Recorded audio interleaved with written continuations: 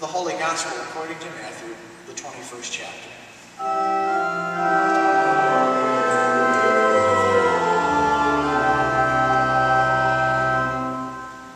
Jesus said to the people, listen to another parable. There was a landowner who planted a vineyard, put a fence around it, like a wine press in it, and built a watchtower. Then he leased it to tenants and went to another country. When the harvest time had come, he sent his slaves to the tenant to collect his produce. But the tenant seized his slave and beat one, killed another, stoned another.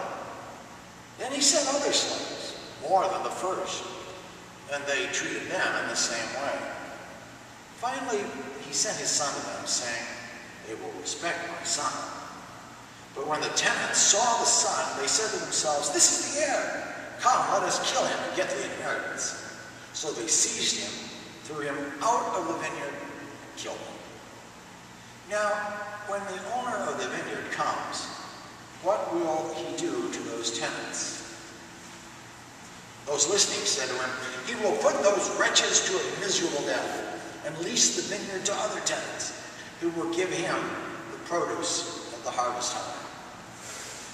Jesus said to them, have you never read in the scriptures, the stone that the builders rejected has become the cornerstone? This was the Lord's doing, and it is amazing in our eyes. Therefore, I tell you, the kingdom of God will be taken away from you and given to a people that produces the fruits of the kingdom. The one who falls on this stone will be broken to pieces, and it will crush anyone on whom it falls. When the chief priests and the Pharisees heard his parable, they realized he was speaking about them.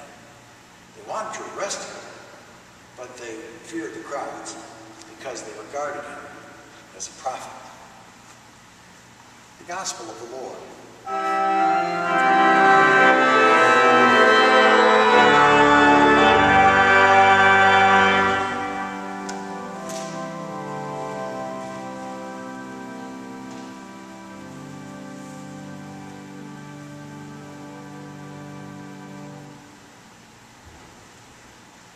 Perhaps few of you remember the date, August 28, 2011.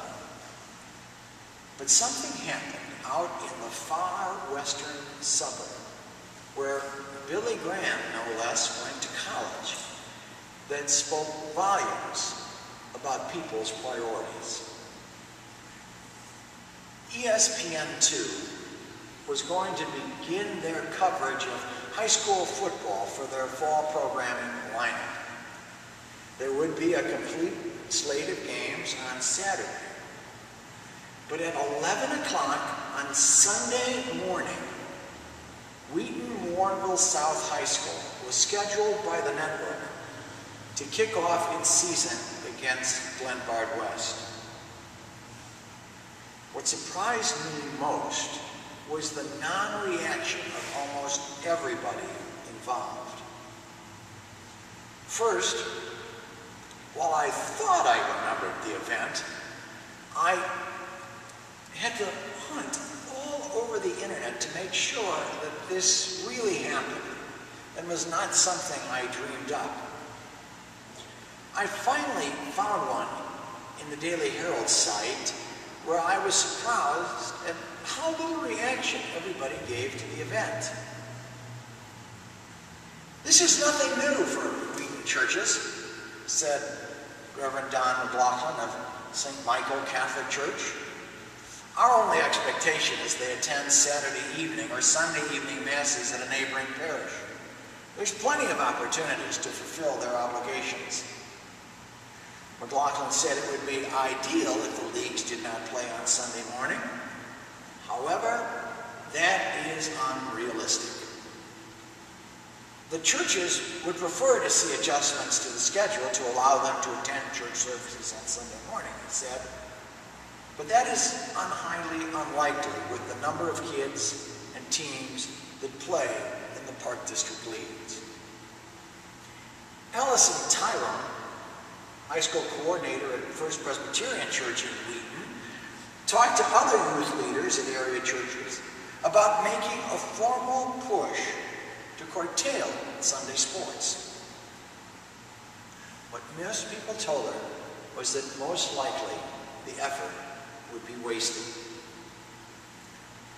It feels strange to me, even a town like Wheaton, where there's a high percentage of active Christians, she said, that nobody has done anything about it. We are running into more and more coaches who are not relenting at all.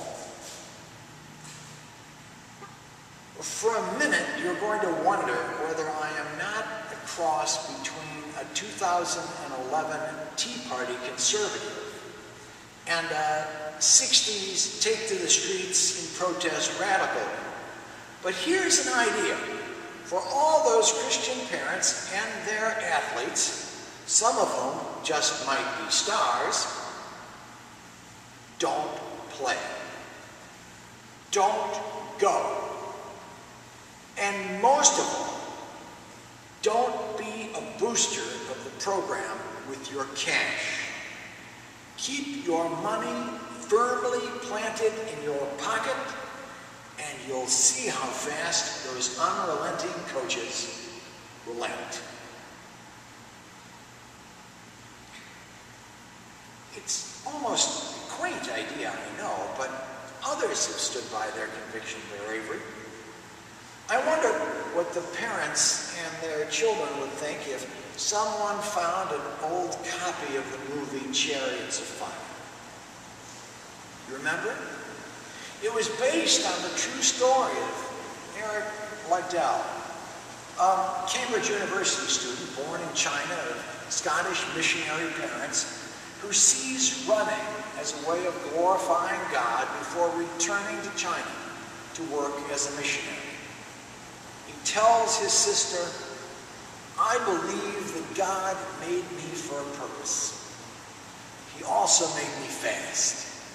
And when I run, I feel his pleasure."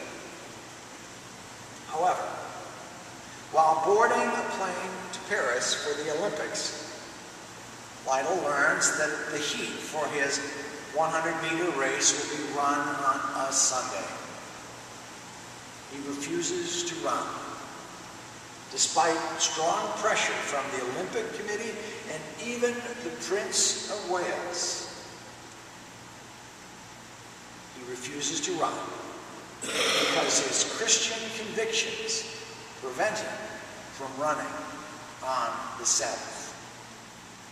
He runs instead in the 400-meter race on Sunday and wins. But I wonder how puzzled people would look at his stand today. "Just run," people told him then, and would tell him now.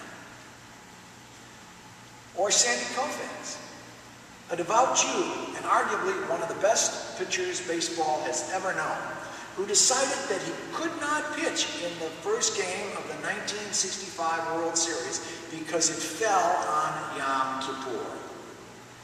In spite of enormous pressure from fans and the media, Koufax was true to his convictions and did not pitch. "Just pitch," people told him then, and would tell him now in even more strident voices. Since it makes no difference to the team, it doesn't get much notice.